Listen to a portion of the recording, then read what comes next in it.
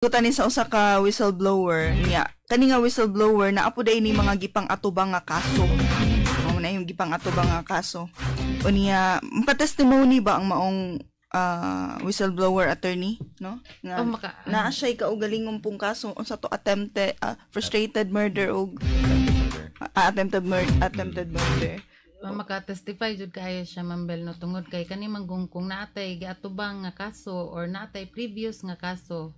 Bisan pag convicted ta dili man ta kanang wala man gidili sa balaod nga mohatag ta og testimonya. Galing lang dito lang ni siya maigo dapita sa iyahan na dayong kanang gitawag na to og kanang credibility ba sa witness lagi, no? Dayon ang pagtimbang na po dayon ani dayon sa korte kay kana manggong bisan pa og naa kay ebidensya timbangon pa man apod sa korte dayon sa kabug-aton ng imuhang ebidensya. So ditong dapita murag dito siya maipit pero moingon ka nga makahatag ba siya og testimonya, makahatag kayo. So na lang yun ha, Mambel, ba kanang mayroon tag credibility ba no binisaya na to na simple at pug kayo.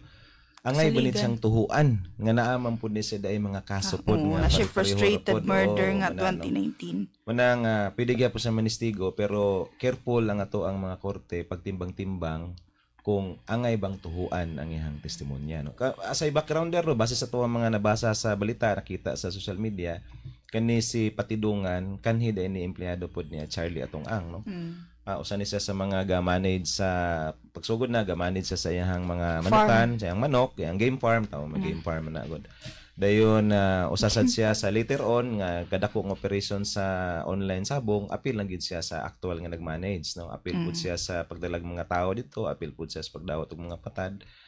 Og dihang dapita no basin og kung maghisgot og participation na matawag siya nga credible no pero as to other areas na dayon aning issue kabahin sa pagkawala kabahin sa giingon niya nga nangamatay ang mga tao medyo kwan jud kanang kinahanglan yun nga lawom ang pagsubay anya anis korte later on kung doon na magani ma-file nga kaso kay angayan bang tuhuan ang mao nga mamahimo niyang testigo.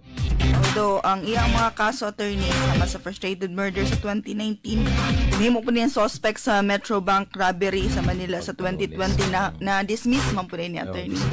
No mo ginang kwan pero it says a lot no kay sa rules of evidence man gud Bell na mo gud na issue diha ka usahay no pwede man gud erase na issue kung appropriate ang kanabang karakter ba ang karakter og previous conduct so sa katao o doon na ni siya epekto later on sa iyang pagka-testigo or pagpanistigo no muboil daw na siya kung credible witness ba siya or katuhuan ba siya nga klase sa testigo. Alright.